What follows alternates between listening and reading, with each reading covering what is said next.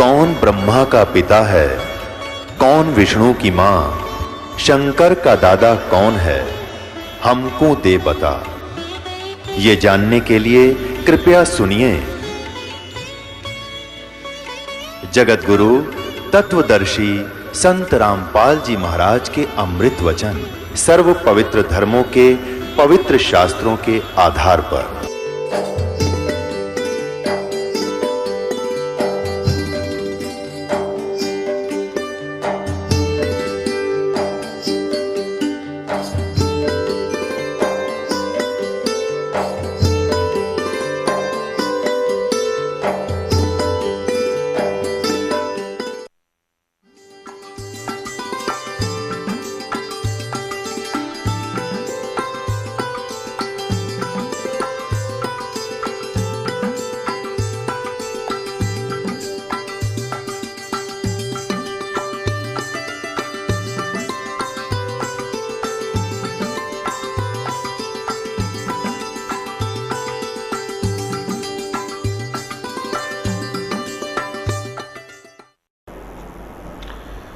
उस काल को देखकर अर्जुन आंखों देखा बता रहा है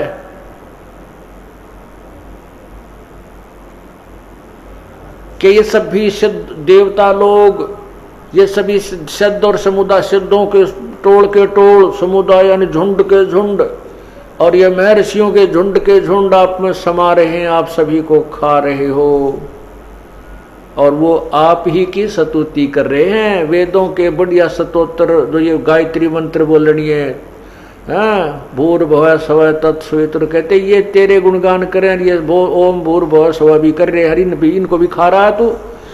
तो ये कहता मैं तो काल हूं भाई, सबको खाऊंगा। अब क्या बताते हैं और क्या बता रहे हैं देखिएगा। यही गीता जी के अध्याय नंबर 11 के अब 22वां श्लोक कर देखो।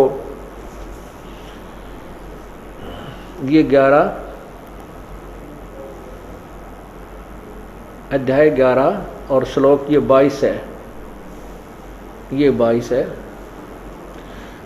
अब ये तो आपने 21वां पढ़ा है कि वे ही देवताओं, ये 21वां पढ़ा आपने, वे ही देवताओं के समूह आप में प्रवेश करते हैं, कुछ भयभीत होकर काल से डर के हाथ जोड़े आपके नाम और गुणों का उच्चारण करते हैं, तथा महर्षि और सिद्धों के समुदाय कल्याण हो ऐसा कहकर उत्तम उत्तम स्तोत्रों की स्तुति करते हैं। और ये देखो जो 11 रुद्र और 12 आदित्य तथा 8 वसु, साध्यगण, विश्वदेव, अश्विनी कुमार तथा मरुदगण और पितरों के समुदाय तथा गंधर्व, यक्ष, राक्षस और सिद्धों के समुदाय हैं, वे सब ही विस्मित होकर आपको देखते हैं, भयभीत होकर आश्चर्यचकित देख रहे हैं। वे महाभाव, हे महाभाव, आपके बहुत मुख और नेत्र वाले, बहुत हाथ, जांग और पैरों वाले, उदरों वाले, बहुत सी दाढ़ों के कारण अत्यंत विकराल महान रूप को देखकर सब लोग व्याकुल हो रहे हैं तथा मैं भी व्याकुल हूं। अब अर्जुन जैसा योद्धा भी डर गया उस ऋषि बूढ़ी शकल को देख करके। अब देखिए 24वां श्लोक इसी का यहाँ, क्योंकि हे विष्णु, क्योंकि अर्जुन जो है इसको विष्णु कृष्ण मान रहा था। हे विष्णु, आकाश को स्पर्श करने वाला दीप्तिमान, आपके गुणों वर्णों से युक्त तथा फैलाए हुए मुख और प्रकाशमान विशाल नेत्रों से युक्त आपको देखकर भयभीत अंतःकरण वाला मैं डरा हुआ धीरज और शांति नहीं पाता हूं। होय होय होय। अपनात्मा ये काल है, श्री कृष्ण जी के अंदर प्रवेश करके ये काल बोल रहा था गीता जी को, ये ब्रह्म बोल रहा था, अक्षर पुरुष बोल रहा था। और इस काल को देखकर अर्जुन जैसा योद्धा भी कांप रहा है, सब सिद्ध पुरुष भी डरे हुए हैं, घबरा रहे हैं। तो वो काल उस परमात्मा के सामने हाथ जोड़कर खड़ा होता है, कबीर परमेश्वर के सामने।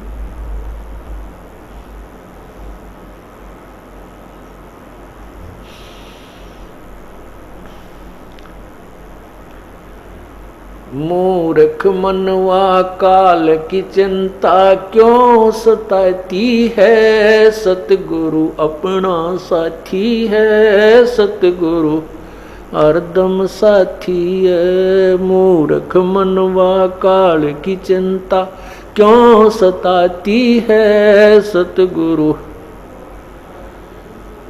सतगुरु हरदम साथी है। अब उस परमात्मा ने किस किस को जीवित किया, किन किन को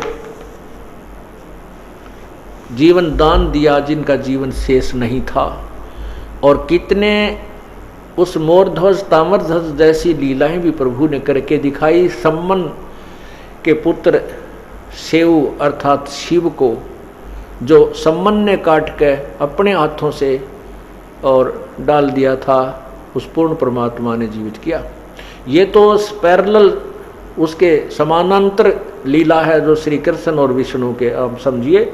उसके अतिरिक्त मुर्दों को जीवित किया परमात्मा ने, जो कब्रों में दबा दिए गए थे, जल प्रवाह कर दिए गए थे, जिनकी आयु शेष नहीं थी, उनको भी आयु बढ़ाई। रामानंद की आयु शेष नहीं थी, प्रभु ने अपनी कृपा से उसकी आयु बढ़ाई। मूर्ख मनवा काल की चिंता क्यों सताती है, सतगुरु अपना साथी है, सतगुरु हरदम साथी है। मूर्ख मनवा काल की चिंता क्यों सताती है, सतगुरु अपना साथी है, सतगुरु हरदम साथी है।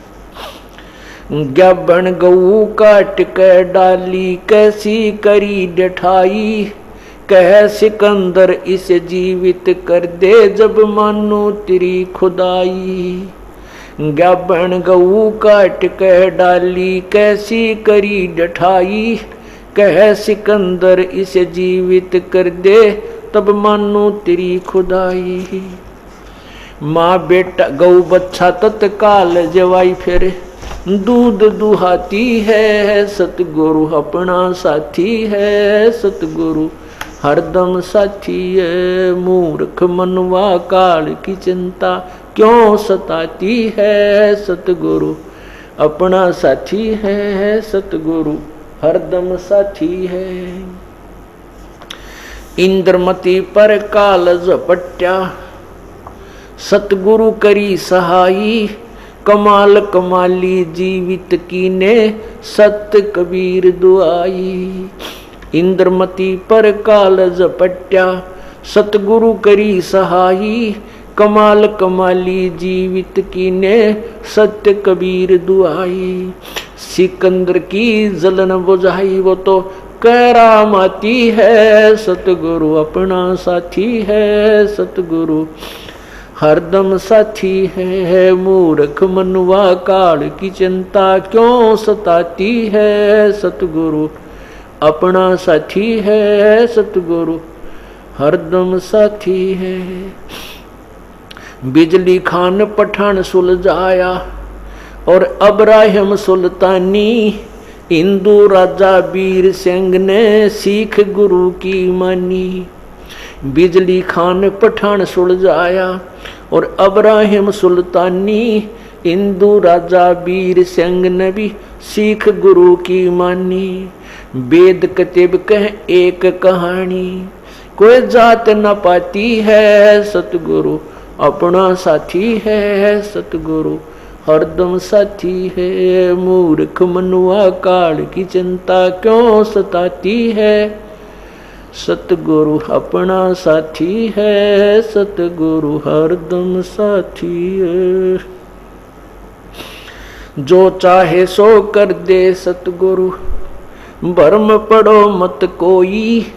सेऊ दड़ पे शीस चढ़ाया, पीछे करी रसोई। जो चाहे सो कर दे सतगुरु, भरम पड़ो मत कोई। सेऊ दड़ पे शीस चढ़ाया, पीछे करी रसोई। माँ बेटे की 84 खोई, या कथा बताती है, सतगुरु अपना साथी है, सतगुरु हरदम साथी है। मूर्ख मनवा काल की चिंता क्यों सताती है सतगुरु अपना साथी है, सतगुरु हरदम साथी है। जगन्नाथ का मंदिर बचाया जल्दी न करी चढ़ाई, साहेब कबीर के तेज के आगे फीका पड़ गया भाई।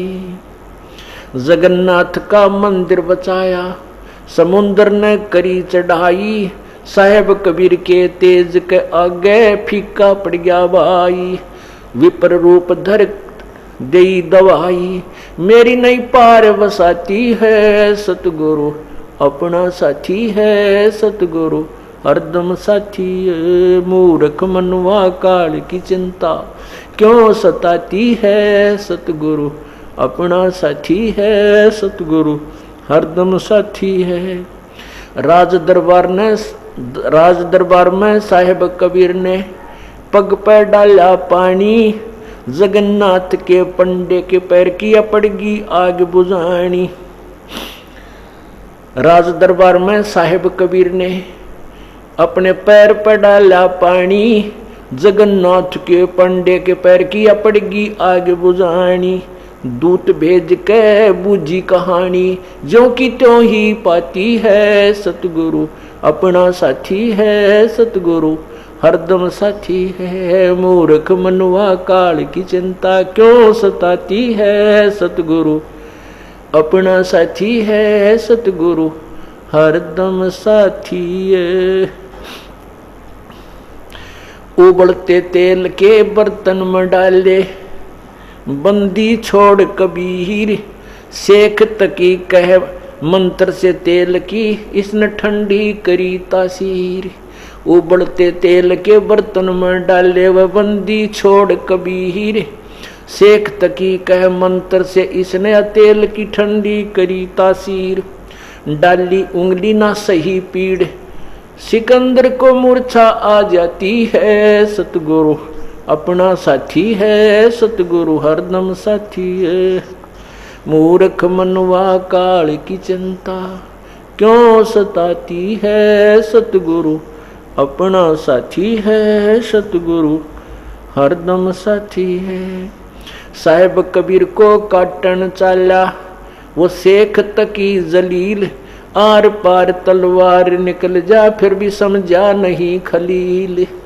साहेब कबीर को काटन चाला वो शेख तकी जलील, आर पार तलवार निकल गई तो भी समझा नहीं खलील।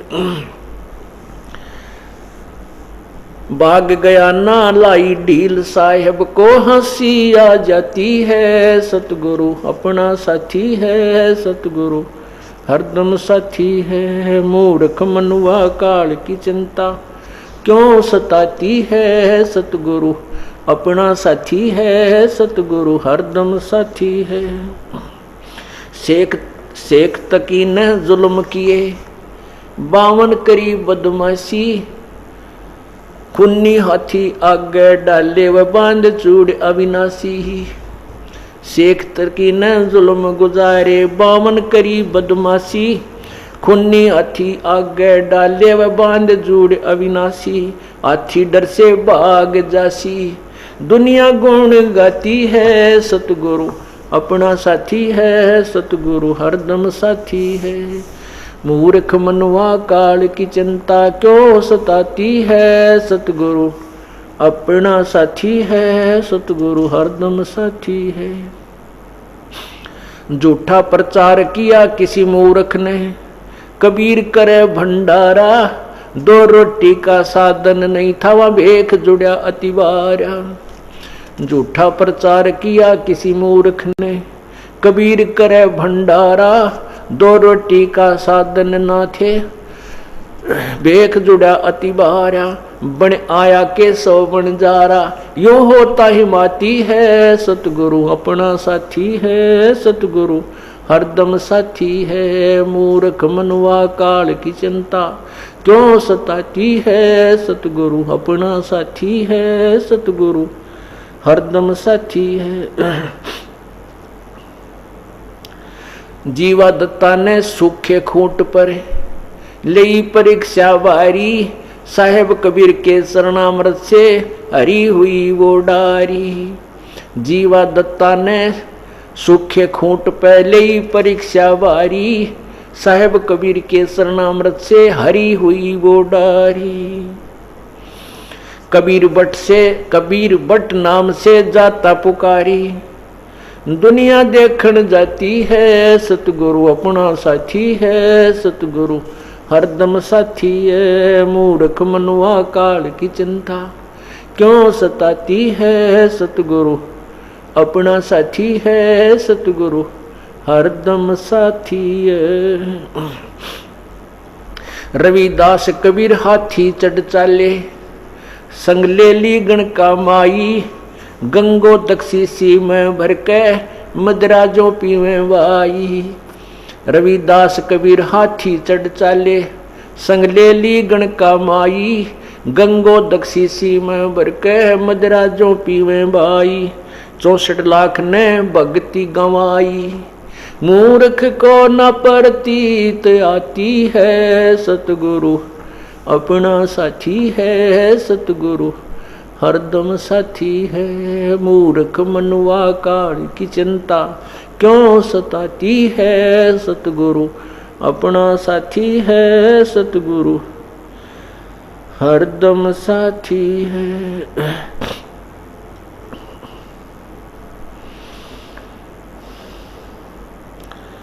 गुरु राम देवानंद जी ने दया करी। प्या राम नाम का प्याला, सतनाम का मंत्र दे के किया ज्ञान उजियाला। स्वामी राम देवानंद जी ने दया करी। प्या राम नाम का प्याला, सतनाम का मंत्र दे के किया ज्ञान उजियाला। चरना के मारे रामपाला, अब भक्ति मन बाती है। सतगुरु अपना साथी है। सतगुरु हरदम साथी है। मूर्ख मनुआ काल की चिंता क्यों सताती है। सतगुरु अपना साथी है। सतगुरु हरदम साथी है। सत साही पुण्यात्माओं,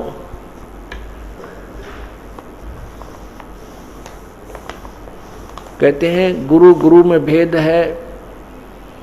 गुरु गुरु में भाव और सोए गुरु बंदिए जो शब्द लखावे दाओ। गुरु प्रत्येक को गुरु कहा जाता है जो कोई भी दिशा दर्शन दिग्दर्शन कराता है, लेकिन उन गुरुओं में अंतर होता है।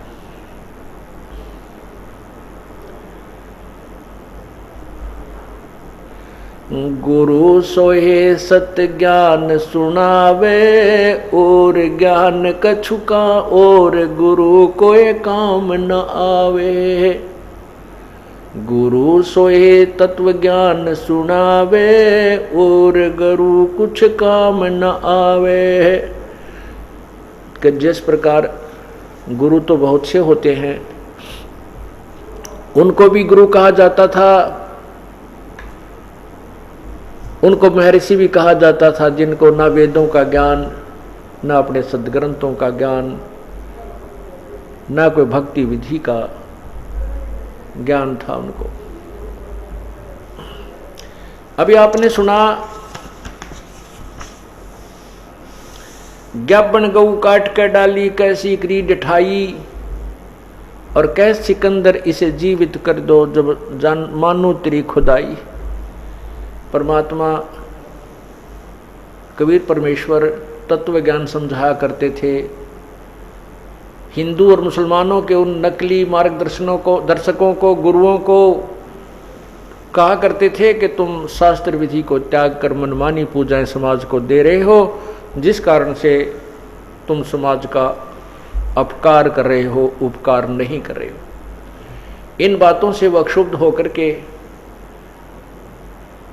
और प्रभु के शत्रु बन गए कि ये हमारी इंसल्ट कर रहा है, हमारी बेइज्जती कर रहा है। इसी के परिणाम स्वरूप एक बार सिकंदर लोधी राजा, जो दिल्ली के बादशाह थे, भारतवर्ष के जो सम्राट थे उसके अंतर्गत अन्य छोटे राजा लोग आया करते थे। तो काशी का नवाब वीर सिंह बघेल वो काशी के नरेश थे, जो दिल्ली के बादशाह के अंतर्गत आते थे। उनके शासन के वो उनके जो है अंतर्गत थे, छोटे राजा थे। सिकंदर लोधी वहाँ चले गए थे। साथ में एक शेख तकी नाम का उनका धार्मिक गुरु था, जो कि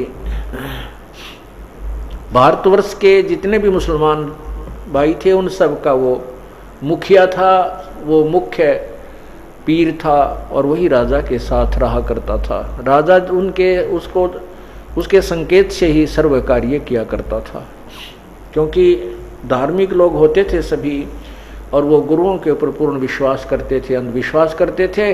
और जो भी शेख तकी अपनी जनता को, अपने अनुयायियों को कह देता था वो फाइनल होती थी। राजा भी, इसलिए राजा भी विवश था उस पीर के को साथ रखकर उसकी हर आज्ञा का पालन करने में। परमात्मा कबीर जी के जो शत्रु हुए थे वो अज्ञानी गुरु पीर काजी मुल्ला, उन्होंने सिकंदर लोधी के सामने उल्टी सुल्टी झूठी कथाएं सुनाकर परमात्मा कबीर जी की जो है शिकायत की, कंप्लेंट कर दी। क्या क्या बताया कि वो मुसलमान धर्म को गलत बताता है, हमारी कुरान को गलत बताता है, हमारे हज़रत मोहम्मद को नबी नहीं मानता है और वो अपने आप को खुदा कहता है, भगवान कहता है, हमारी बेइज्जती करता है, नाक में दम कर रखा है। वो बदमाश व्यक्ति है, पता नहीं क्या क्या झूठ बोल दी। अब सिकंदर लोधी भगवान से डरने वाला था।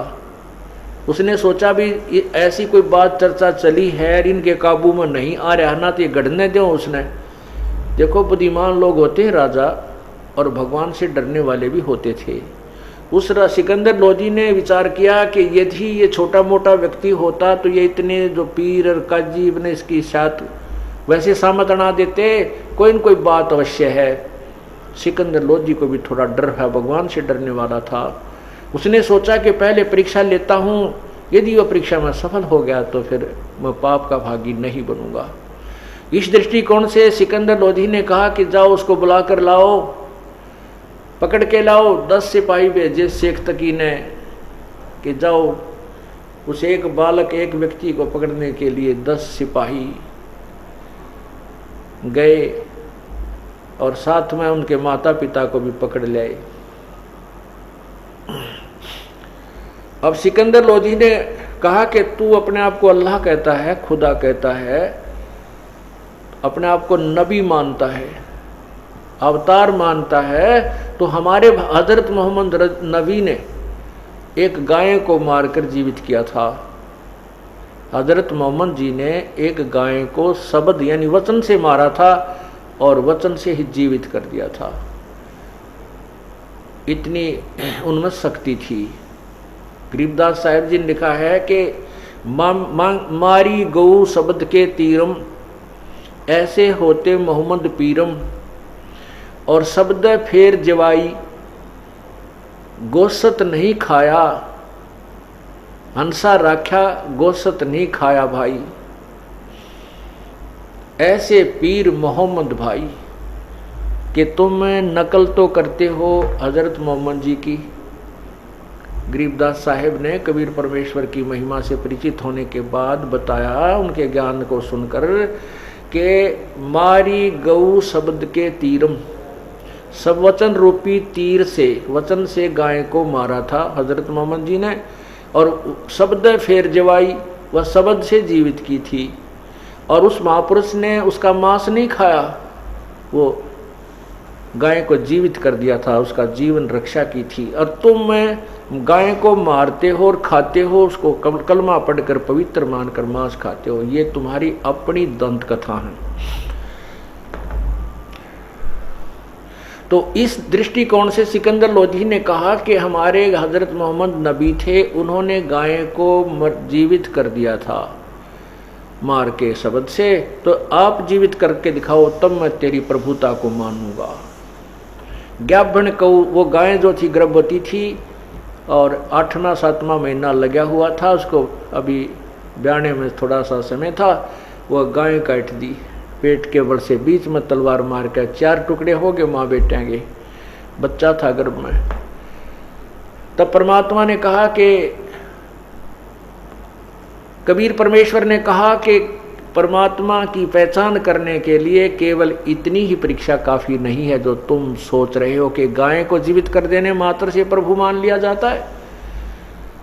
तो फिर उन परमात्मा ने वो दोनों माँ व बेटियां गए, एक एक थपकी दी, नौकर का चुटकी देकर 1 मिनट में वो जीवित कर दिए और गाय के नीचे वो बच्चे को लगा करके और दूध की बाल्टी भर दी।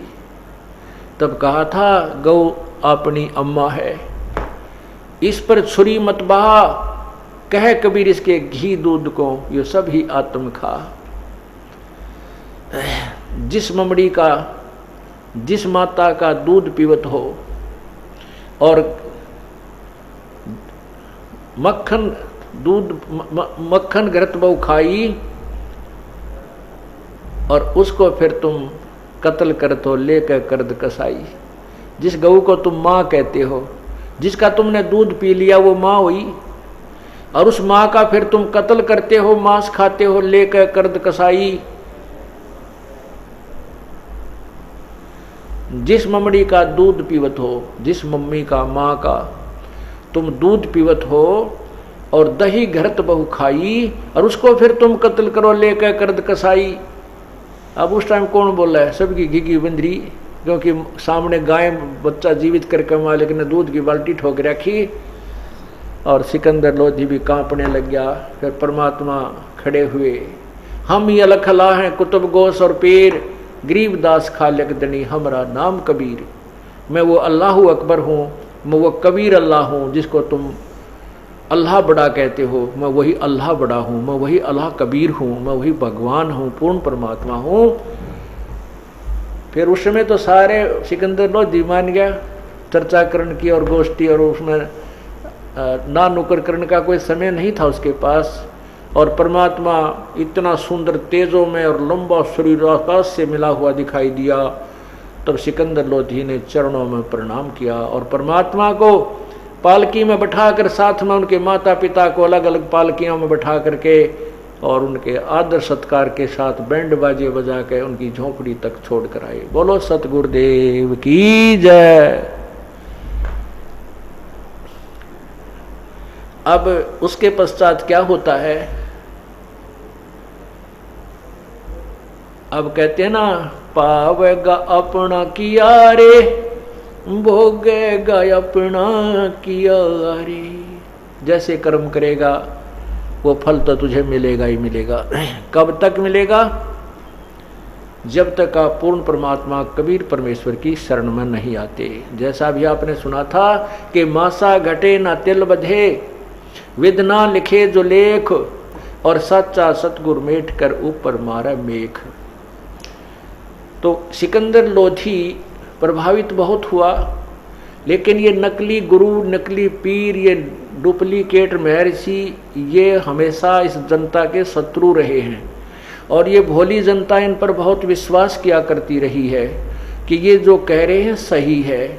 जब वहाँ परमात्मा ने सबके समक्ष गाय को जीवित कर दिया, बच्चे को भी जीवित कर दिया, दूध की बाल्टी भर दी और दूध पिया गट गट, औरों को भी पिलाया, तो उसको सिकंदर लोधी भी प्रभावित हुआ। लेकिन वो नकली पीर जो शेख तकी था उसका शत्रु था, वो पीर नहीं था, गुरु नहीं था, वो गुरु के रूप में एक शत्रु था। जैसे ईसा मसीह जी ने यही शब्द उच्चारण किए थे कि जिनको तुम अपने निकटतम, जिनको तुम अपने गुरु मानते हो, ये तुम्हारे सामने तुम्हें बहुत अच्छे नजर आते हैं, बहुत प्यारे लगते हैं, ये भेड़ की रूप, भेड़ की शक्ल में ये भेड़िए हैं जो तुम्हारे जीवन को खा रहे हैं। इन्हीं बातों से दुखी होते होकर के उन गुरु लोगों ने, उसमें अशिक्षित समाज था और भ्रमित कर दिया और उस पुण्यात्मा को क्रश करवा डाला। आज वही स्थिति इस दास के साथ चल रही है, लेकिन अब समाज शिक्षित है और हिंदुस्तान स्वतंत्र है। इन लोगों की वो दाल नहीं चल पाई और नहीं गल पाई और ना ही गलेगी। अगर आज से 50-100 साल पहले शुरू होती है ये मार्ग, तो इस दास का अब तो पहले पता नहीं टुकड़े कहाँ मिलते, राख बन जाती। परमात्मा ने ऐसे समय में शुरू करना था, सुनियोजित था प्रभु का कि ये समय आ गया है, समाज शिक्षित है, ज्ञान और शास्त्र हमारे साथ हैं, इसलिए इन भ्रमित करने वालों का दाव नहीं लग पाया। हालांकि इन्होंने तो अपने तरफ से पूरा काम कर दिया था कि ऐसा काम कर दो, झूठा केस बनवा दिया, जबकि हमारे आश्रम पे आक्रमण हुआ करो था मैं, उनको तो इनाम दे दिया। ये देखो यहाँ के काल के इस कलियुग के न्यायकारी राजा जो आक्रमण करने आए, कानून हाथ में लिया, उनको तो इनाम दे दिया, उन पे कोई केस नहीं करने को तैयार। और निर्दोष जो अपने आश्रम में बैठे थे चुपचाप, उनके ऊपर आक्रमण किया। और ना जाने किन कारणों से उन्हें अपने आप उनको गोलियों से, पुलिस की गोलियों से घायल हुए हैं।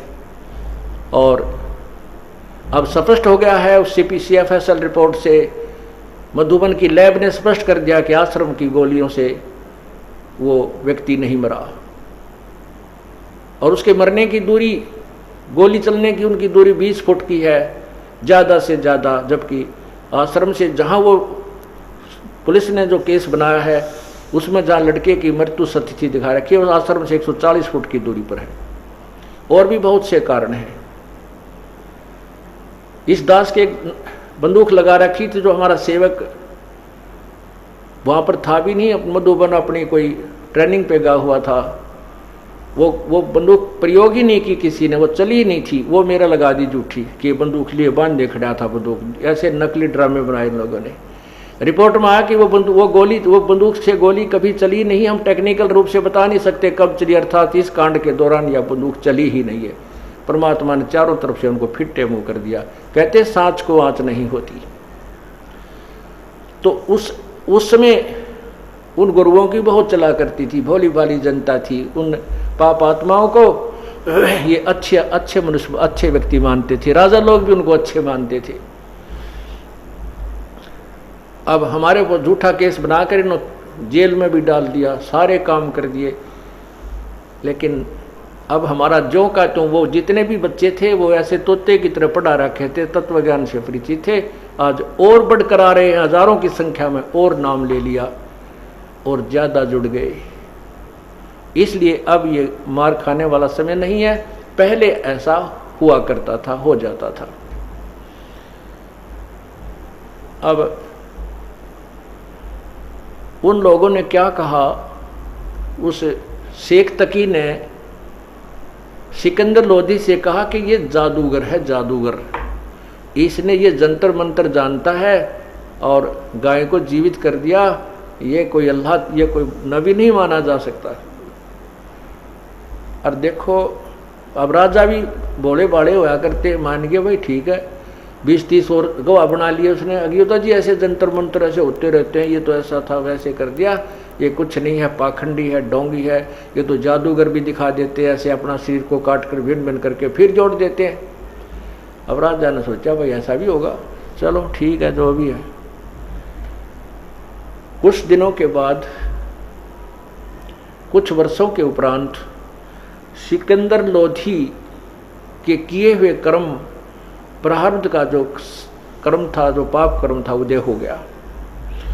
उस पाप कर्म के उदय होने से सिकंदर लोधी को एक जलन का रोग हो गया। वो जलन का रोग कैसा होता है कि जैसे किसी का अग्नि पर हाथ पैर रखा जाए और उसमें जितनी भयंकर पीड़ा होती है, ऐसा पूरे शरीर में दर्द पीड़ा होती है, लेकिन कहीं से जला हुआ नजर नहीं आता, पीड़ा उतनी ही होती रहती है। सिकंदर लोधी को बहुत भयंकर पीड़ा होने लगी, जलन का रोग कहा गया। अब उसके ट्रीटमेंट के लिए वैद्य बुलाए, एक से एक उत्तम वैद्य, जहां भी राजा को किसी ने बताया उसी को बुलाया, मुंह मांगा इनाम दिया, साथ में पैसे भी उसको जो मांगता था वो दिए, लेकिन सभी असफल रहे। फिर आध्यात्मिक तरीका अपनाया, अपने पीर शेख तकी से भी जंतर मंतर करवाए, और भी किसी ने कहीं कोई सिद्ध, कोई तावीज बांधने वाला, कोई ये तांत्रिक विद्या जानने वाला, सभी बुला डाले, सबसे अपना आध्यात्मिक उपचार भी करवाया, लेकिन सभी व्यर्थ रहे।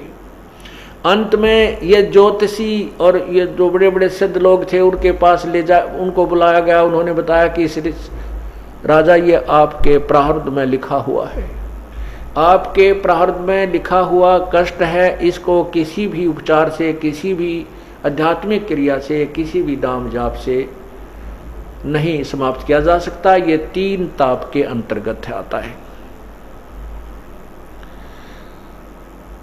उस समय सिकंदर लोधी की स्थिति हो गई थी कि अब तो ये मृत्यु के साथ ही तेरी पीड़ा समाप्त होगी, ये मान चुका था। एक दिन परमात्मा की प्रेरणा हुई, किसी व्यक्ति ने जाकर के एक राज दरबारी को बताया, एक अधिकारी को ये बात बताई कि ऐसे ऐसे बनारस के अंदर एक बहुत बड़े महात्मा है, उनका कबीर नाम है, और वो ऐसे महान आत्मा हैं कि वो जो चाहें सो कर सकते हैं। उनकी कृपा हो जाए तो इस आपके राजा की पीड़ा को वो पल में समाप्त कर सकते हैं। अब उस अधिकारी ने राजा के सामने कहा, राजा ने कहा भी जो भी है, जैसा भी है, अब ये ट्रीटमेंट करवाना है। तो उनका ये फैसला, उसमें राजा का कुछ बनारस में जाने का, काशी जाने का भी प्रोग्राम बना हुआ था। तो राजा ने कहा कि बहुत अच्छा हो गया है, हम उधर जा ही रहे हैं और वहाँ भी उस संत से भी हम ये अपना ट्रीटमेंट करवा लेंगे, जो भी जैसा आध्यात्मिक है, जैसा भी कोई वैद्य है। तो राजा वहाँ से चल दिया। वीर सिंह बघेल, वहाँ के जो नरेश थे, काशी नरेश को संदेशा भिजवा दिया गया कि राजा आ रहे हैं, सम्राट आ रहे हैं दिल्ली के। जैसे आजकल मंत्रीगण, मुख्यमंत्री जी आते हैं किसी शहर में, तो वहाँ का रेस्ट हाउस बुक करा दिया जाता है। रेस्ट हाउस, राज दरबार, राजभवन बोलते हैं इसको। तो उस राजभवन रेस्ट हाउस में वीर सिंह बघेल राजा ने पूरी व्यवस्था सम्राट के लिए कर दी, ठहरने की, खाने पीने की व्यवस्था बनवा दी। अब जो ही वो सिकंदर लोधी वहाँ पहुँचा, वीर सिंह बघेल ने खाने के लिए बहुत सुंदर सुंदर आइटम, काजू, किशमिश, सेब, संतरे, केले, दूध के गिलास सब जगह मेज के ऊपर जो ना सजा दिए, और कहा, राजन जलपान कीजिए, आप यात्रा से चल कर आए हो, थक गए होगे।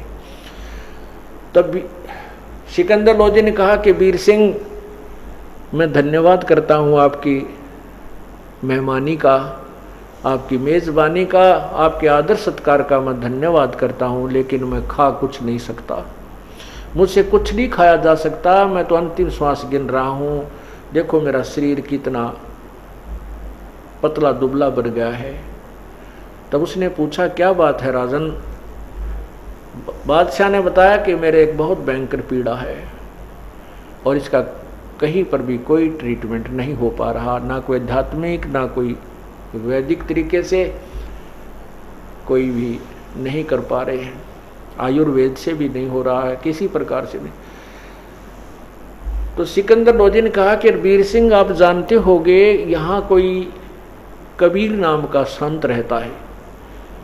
अब राजा की इतनी बुद्धि कमजोर होती है, उसको तो जब वो मिले थे उनको, उस समय वो बात भी याद ना रही, कोई गाय जीवित करी थी, कौन था, इतना समय नहीं। वो घबरा गया, उनको फटाफट वहाँ से भेज दिया आदर सत्कार के साथ कि तो सिद्ध पुरुष है, कहीं तुझे गड़बड़ ना कर दे, शराब स्वरूप ना दे दे। और बाद में वो शेख तकीन माटी ऊपर का सुहागा मार दिया उसके ऊपर, और पट्टी पोंछ दी। वो तो जंतर मंतर करने वाला जादूगर था, फिर जादूगर ने याद कौन रखे। तब उसने सिकंदर लोधी ने जब ये बात कही कि आपके यहाँ कोई कबीर नामक कोई संत है, आप जानते होगे, अगर वो उसको कृपा बुला कर लाओ। अब शेख सिकंदर तो वीर सिंह बघेला परमात्मा से परिचित था, उनका शिष्य हो चुका था कबीर परमेश्वर की शक्ति से परिचित होकर के। जो काशी नरेश था वीर सिंह बघेल, वो कबीर जी का शिष्य था और परमात्मा की शक्ति से पूर्ण परिचित था कि ये पूर्ण परमात्माएं हैं और सारी सृष्टि के मालिक हैं, लोग इन्हें पहचानने में गलती कर रहे हैं। तो शेख सिकंदर लोधी ने जब ये कहा कि कोई कबीर नाम का यहाँ संत बताया है, उसको भी दिखा लेते हैं। वीर सिंह की आंखों में पानी भराया और कहा कि राजन, अब आप ठीक ठिकाना आ गए हो, अब आपका रोग नहीं रहेगा। इस बात को सुनकर सिकंदर ने कहा कि आप शीघ्र बुलाओ उसको। तब सिकंदर से वीर सिंह जी ने कहा कि हे राजन, जो आज्ञा आपकी वही होगा।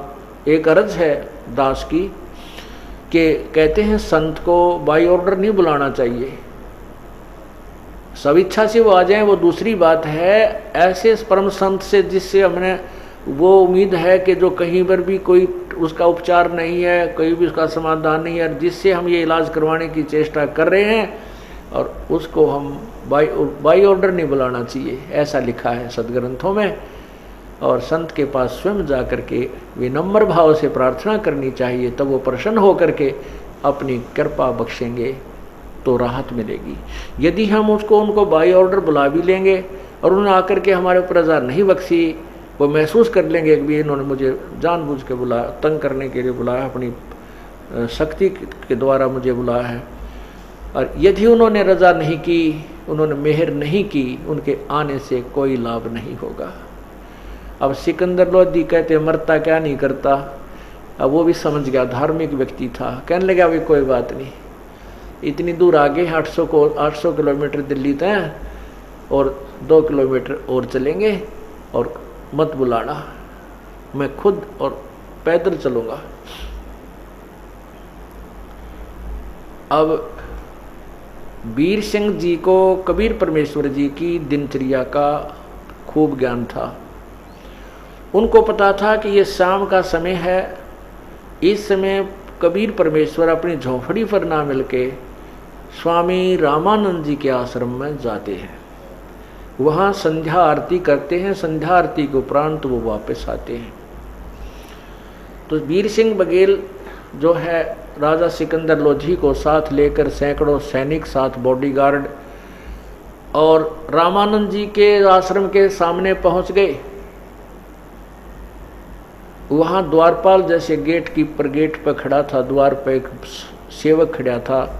उस सेवक से वीर सिंह बघेल ने कहा, क्योंकि वीर सिंह बघेल रामानंद जी के नखरों से परिचित था, वो नखरे करता था कि मुसलमानों के विषय में ऊट पटांग बातें भी करता था और मुसलमानों को एक हेय जानता था स्वामी रामानंद जी।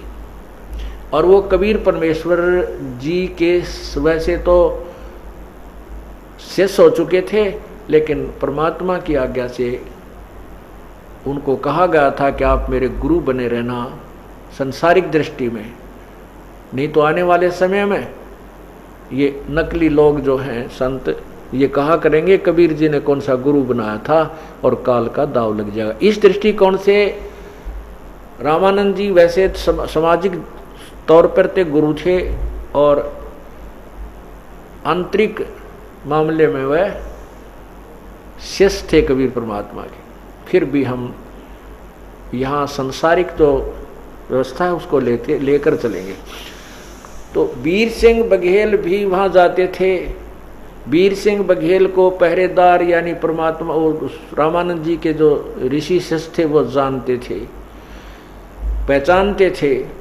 और वीर सिंह भी ये जानता था कि सिकंदर लोधी मुसलमान है, जब मैं इसको सीधा भीतर ले गया तो रामानंद जी मेरे से नाराज हो जाएंगे और मुझे कोई शराप ना दे दे, को वचन ना कह दें। इस दृष्टिकोण से अपना पीछा छुटवाने के लिए उसने पहले ही आज्ञा मांग ली कि स्वामी रामानंद जी से हमारी प्रार्थना करना। वीर सिंह ने उस गेट पर खड़े सेवक से कहा कि स्वामी रामानंद जी से प्रार्थना करना कि सिकंदर लोधी दिल्ली के बादशाह आपका दर्शन करना चाहते हैं और कबीर जी से मिलना चाहते हैं। जब तक वो उस पहरेदार से ये पूछा था सेवक से कि कबीर जी हैं क्या उपस्थित आश्रम में, तो सेवक ने कहा था कि कबीर जी अभी आए नहीं हैं। कितनी देर में आएंगे, वीर सिंह ने पूछा। सेवक ने कहा कि उनकी मौज है, समय तो हो गया आने का, आए तो अब 10 मिनट में आ जाए, नहीं तो घंटा आध घंटे में तो आएंगे ही आएंगे, अवश्य आते हैं। तब वीर सिंह ने कहा था कि आप रामानंद जी से एक आज्ञा लेना कि दिल्ली के बादशाह सिकंदर लोधी, ये मुसलमान सम्राट हैं, ये आए हुए हैं और इस कबीर जी से मिलना चाहते हैं। तब तक आपके आश्रम में आपके दर्शन और यहाँ विश्राम करना चाहते हैं। अब सेवक अंदर गया। सेवक ने जाकर स्वामी जी से कहा कि ऐसे ऐसे वीर सिंह बघेल के साथ दिल्ली के बादशाह मुसलमान सम्राट सिकंदर लोधी आए हैं, वो कबीर जी से मिलना चाहते हैं और तब तक आपके यहाँ आश्रम में अंदर आना चाहते हैं, आपके दर्शन करना चाहते हैं। अब रामानंद जी मुसलमानों से बहुत चिढ़ते थे। वैसे तो वो पहले जाति पाति में भी बहुत ज़्यादा विश्वास रखते थे, लेकिन परमात्मा ने एक ऐसी लीला की थी उनके साथ, वो जाति पाति यानी हिंदू धर्म में जो भी जाति पाति थी उसको नहीं मानते थे, लेकिन मुसलमानों को फिर भी वो हे समझते थे। अब एक परमात्मा, पूर्ण परमात्मा कबीर जी ने एक शिकार में, एक तीर में कई शिकार करने थे। रामानंद जी का भी भ्रम तोड़ना था और सिकंदर लोधी का भी वह आकड़ काटनी थी। अब सिकंदर लोधी के विषय में रामानंद जी ने सुना। रामानंद जी कोपित होकर, क्रोधित होकर बोले कि उस कह दिए मुसलमान के लिए इस आश्रम में स्थान नहीं है और बाहर इंतजार करे। इस आवाज को, जो कड़ाके की आवाज रामानंद जी ने कई बार, सिकंदर लोधी भी सुन रहा था, कहीं साथ में ही उनका आसन था। कहते उनको उनके लिए कोई स्थान नहीं है इस आश्रम, मुसलमानों के लिए बाहर इंतजार करे। ऐसे ऐसे एक दो अपशब्द भी बोले। अब सेवक ने आकर कहा कि स्वामी जी ने मना कर दिया है और कहा कि मुसलमानों के लिए इस आश्रम में कोई स्थान नहीं है, चाहे राजा हो चाहे महाराजा हो। अब सिकंदर लोधी पहले तो दुखी था, अपने दुख तय, और बीमार आदमी में चिड़चिड़ापन ज्यादा होता है तो और गुस्सा उसका तो 100 पर पारा गया। एकदम क्रोधित हो गया और तलवार निकाल ली अपने कमान तय, उसने म्यान तय, और मन में ये विचार किया एक महाराजा को, एक दिल्ली के सम्राट को ये ऐसा व्यवहार करता है इसके सम्राट के साथ, तो आम मुसलमानों के साथ इसका क्या व्यवहार रहता होगा। ऐसे पाप आत्मा को खत्म कर देना चाहिए। इब राजा ने कौन कलम पकड़ा, उसकी कौन हाथ पकड़े, निकाल कर तलवार चल पड़े आगे। वो तो मर्यादा थी, शेष ने हाथ जोड़े, वही नहीं जाना है, और उसको ऐसे फेंक दिया। शेष एक तरफ पड़ गया जाके। अब वहाँ कौन से 2 वाले खड़े थे, राजा का मुकाबला कर ले। राजा पहुँच गया और वो रामानंद जी अपने आसन पर बैठे थे। ऐसे जाते ही उन्होंने गर्दन काट दी तलवार से स्वामी रामानंद जी की। धड़ कहीं गिरा और शीश कहीं पड़ा और रक्त बहकर चल पड़ा। उसके ऊपर कपड़ा डाल दिया गया, शव पर अलग और गर्दन पर अलग, और सभी के सभी सेवक थे वो बेचारे तितर बितर हो गए, छुप गए, डर गए, इधर उधर कांप रहे हैं, कहीं हमारा भी नंबर ना आ जाए। अब सिकंदर लोधी ने जब ये पाप कर लिया, फिर आंख खुल गई। अब वो धार्मिकता जो उसके अंदर थी वह बाहर उभरी और मन में विचार उठने लगे कि संत के मारने का बहुत पाप होता है। आया था पाप नष्ट करवाने के लिए, पाप और भयंकर कमाल करा जो ना इकट्ठा कर लिया। अब अपने आप बड़बड़ाता हुआ कहने लगा, चल वीर सिंह, मैं बहुत दुर्भागी प्राणी हूँ, आया था आशीर्वाद लेने के लिए, कष्ट निवारण करवाने के लिए। अब मैंने कबीर जी के गुरुजी का मर्डर कर दिया, अब वो मुझे साप देगा, आशीर्वाद नहीं देगा। भाई निकल चल यहाँ से, मेरे भाग्य में नहीं है यहाँ कोई सुख प्राप्त करना, मुझे तो ऐसे भुगत कर ही मरना होगा। देख वीरसिंह, मैं चाहता हूँ पुण्य करने, मेरे से होते हैं पाप, ऐसे ऐसे दुर्भाग्य है मुझ पापी का। अब विचार तो अच्छे आने लगे लेकिन वो काम तो बिगाड़ लिया उसने। अब क्या होता, जो ही वो आश्रम से बाहर निकले, वो परम पिता परमात्मा, वो जुलाहा दिन में अपना काम कर, शाम ने फिर आरती में हाजिरी लगाने जाता था अपने गुरुदेव की, वो आ रहे हैं। अब वीर सिंह जी ने दूर से ही देखते ही कि वो आ गए हैं गुरुदेव। अब राजा की पोशाक में था, सिर पे मुकुट था और जूते उतार रखे थे क्योंकि आश्रम में प्रवेश किया था। उस मुकुट समेत आओ देखा ना ताव देखा, जमीन के ऊपर लेट कर वीर देव सिंह बघेल ने प्रणाम किया, दंडवत प्रणाम किया कबीर परमेश्वर को। अब उधर से राजा भी बहुत डरा हुआ था, बहुत घबराया हुआ था कि मैंने ऐसा पाप कर दिया और ये बड़े सिद्ध पुरुष बताए जाते हैं कबीर जी, और यदि मैं प्रणाम नहीं करूंगा तो मैं और पहले अपराध कर बैठा हूँ, प्रणाम करने से ही ये तेरे पे रहम करेंगे। तो दंडवत प्रणाम सास उस सम्राट ने भी किया। अब पुण्यात्माओं, यही वो कहानी है परमात्मा कैसे खेल खेलते हैं। पुण्यात्मा कहते हैं आदिनी के पास है वो पूर्ण ब्रह्म दयाल, हे मान बढ़ाई मारियो हो बेअदबी सिर काल। यदि ये सारी लीला ना होती, अगर यदि सिकंदर लोधी ने रामानंद जी की हत्या ना की होती तो वो प्रणाम नहीं करता, दंडवत प्रणाम नहीं करता परमात्मा को, क्योंकि वो राजा था, न उसने उपदेश ले रखा था। और फिर मुसलमान और हिंदू को हम बहुत ही अंतर मानते थे। ये भी था कि मुसलमान हिंदू पीर के सामने प्रणाम करना, इस तरह की कई अड़चने हो जाती, और वो होती तो परमात्मा उनको शुभ आशीर्वाद नहीं देते। सिकंदर लोधी सिकंदर लोधी का वो 3 ताप नष्ट नहीं होता। एक तीर से कै शिकार किए परमात्मा ने, कितने शिकार किए। अब सिकंदर लोधी घबरा गया, डर गया, उसने दंडवत प्रणाम किया। अब दंडवत प्रणाम करने से परमात्मा ने जो रजा बख्शनी थी वो नियम पूरे हो गए सारे, और आशीर्वाद दिया, दोनों के सिर पे हाथ रखा, कहा उठो। ये 2 नरेश इस कैसे आज दास के पास आना हुआ, 2 नरेश राजाओं का। अब ज्यों ही परमात्मा कबीर जी ने सिकंदर लोधी के सिर पर हाथ रखा, उठाया भी नहीं था, इतने में वो पूर्ण रूप से स्वस्थ हो गया। जो उसको भयंकर पीड़ा थी वो नहीं रही। बोलो सतगुरुदेव की। बंदी छोड़ कबीर परमेश्वर जी की जय।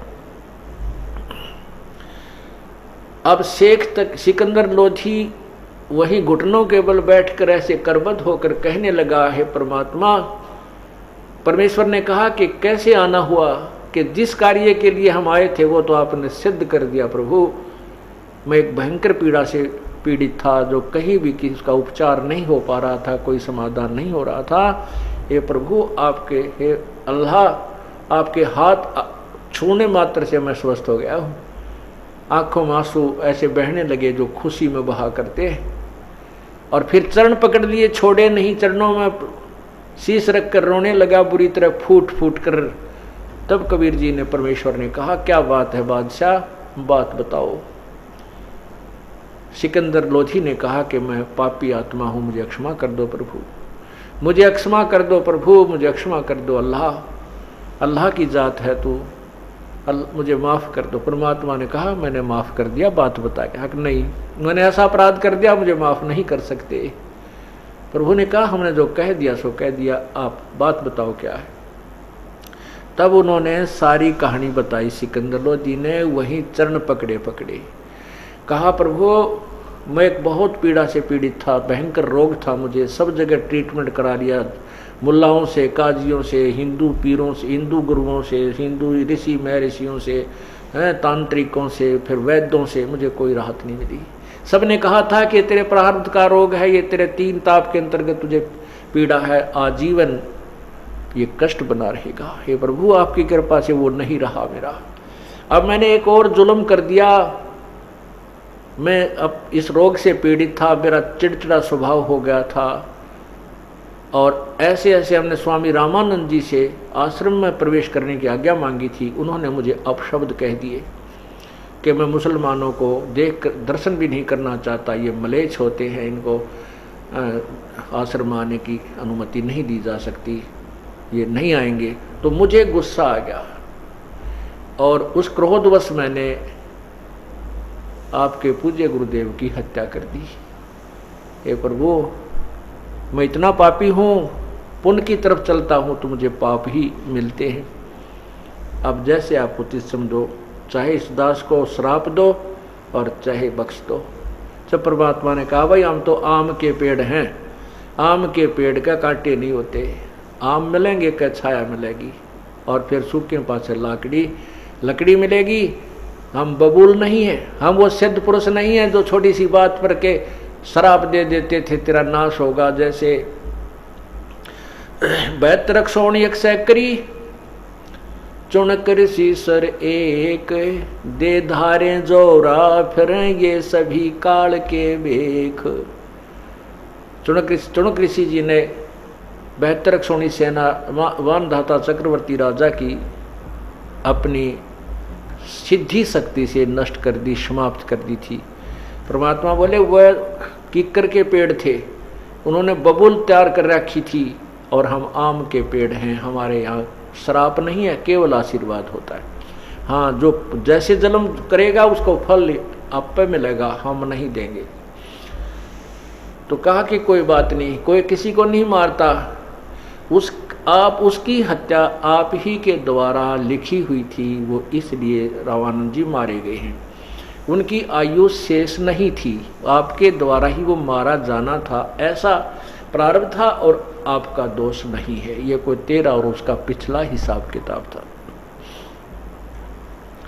और कहा कोई बात नहीं, एक काम कर, आप ऐसे मत जाना, उनका अंतिम संस्कार करवा के जाना, नहीं तो दुनिया तुम्हें थूकेगी। तब सिकंदर लोधी खड़ा हुआ, कबीर जी आगे आगे चल पड़े, परमेश्वर दोनों नरेश पीछे पीछे चलते हैं, और सिकंदर लोधी वीर सिंह की तरफ देखकर कहता है, बोला कि वीर सिंह ये तो सचमुच अल्लाह है।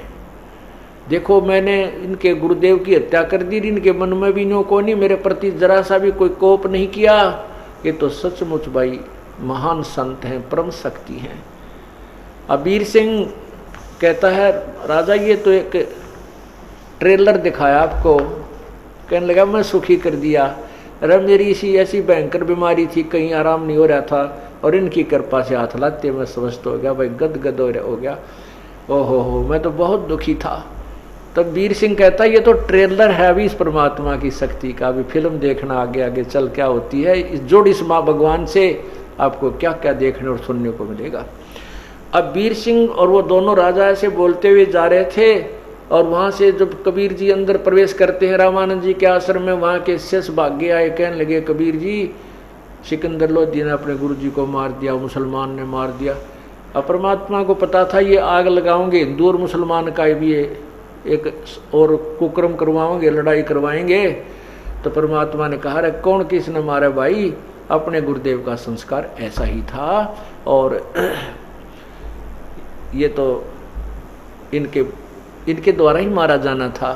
और फिर न कहने लगे, अरे बोले आदमियों तुम क्या ज्ञान सुनते हो, संत कभी मरता है क्या, ये शरीर तो माटी में मिल जाता है, संत थोड़ा ही मरता है। तो ऐसे ऐसे ज्ञान दे करके सभी मायूस बहुत गणे हो रहे थे। फिर क्या सब जब देखा परमात्मा ने, धड़ एक तरफ पड़ा है, शीश कहीं पड़ा है। जब जाकर के दंडवत प्रणाम किया कबीर परमेश्वर ने स्वामी रामानंद जी के चरणों की तरफ, और खड़ा होकर के हाथ लगाया, कहा गुरुदेव जागियो गुरुदेव, संध्या आरती का समय हो गया है। अब ऐसा ही कहा था, उसी समय वो शीश वहां से चला और रामानंद जी की धड़ के ऊपर लगा, और रामानंद जी जीवित हो गए, बैठ गए। बोलो सतगुरुदेव की जय।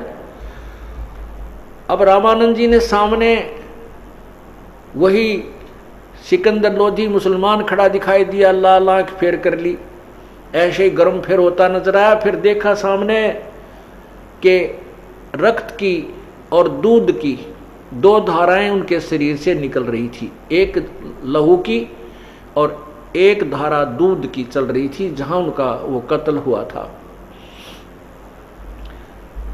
तब सिकंदर लोधी से नजर हटा के कबीर जी के ऊपर दृष्टि रामानंद जी की गई।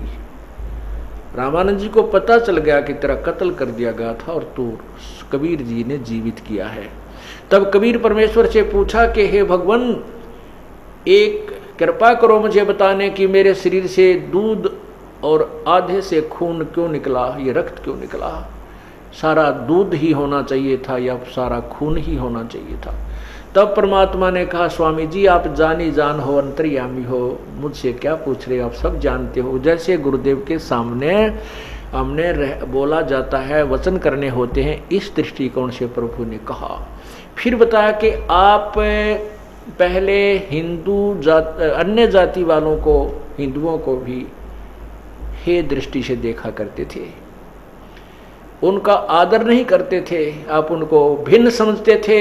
और आज आप अभी तक आप इतना तो हो गया कि आप हिंदुओं को तो एक मानने लगे, लेकिन मुसलमान को आप आज भी भिन्न समझते हो। प्रभु अभी आप मोक्ष के काबिल नहीं हुए थे, इसलिए आप में अभी मलिनता शेष है, इसलिए आपका पूर्ण रूप से खून दूध नहीं बना, आप पवित्र नहीं हुए। हिंदू और मुसलमान एक पिता की संतान हैं, भिन्न भिन्न नहीं है। रामानंद जी एकदम शर्मिंदा बहुत हुए, चरणों बहुत ही, और उस सिकंदर लोधी को खड़ा होकर के और सीने से लगा लिया, कहा बेटा मेरे से भूल हो गई, मैं सचमुच मंदबुद्धि का व्यक्ति हूँ, मैं अभी भी हिंदू और मुसलमान को दो मानता था। और उसी समय कबीर परमेश्वर के भी चरणों को छुआ। प्रभु ने कहा कि नहीं, आप मेरे गुरु हो, ऐसा ना करो। तब उसके बाद रामानंद जी ने कहा कि आज के बाद हिंदू और मुसलमान मेरे अपने ही बच्चे होंगे, मेरे अपने भाई बहन हैं, मैं कभी नफरत नहीं करूंगा। बोलो सतगुरुदेव की। इस प्रकार उस परम पिता ने एक ही तीर से कई शिकार किए। तब सिकंदर लोधी ने कहा, विचार सोचा अपने मन में कि क्यों ना ऐसे महापुरुष को मैं दिल्ली ले चलूं और वहाँ के लोग इनके विचारों को, इनकी शक्ति को सुनकर ये आपस का झगड़ा मिट जाएगा, हिंदू और मुसलमान का ये खाई खत्म हो जाएगी, ये दीवार ढह जाएगी ऐसे महापुरुष के ऐसे विचार सुनकर। इस दृष्टिकोण से परमात्मा से प्रार्थना दिल्ली चलने के लिए की। बोलो सतगुरुदेव की जय। शेष सत्संग शाम को सुनाएंगे।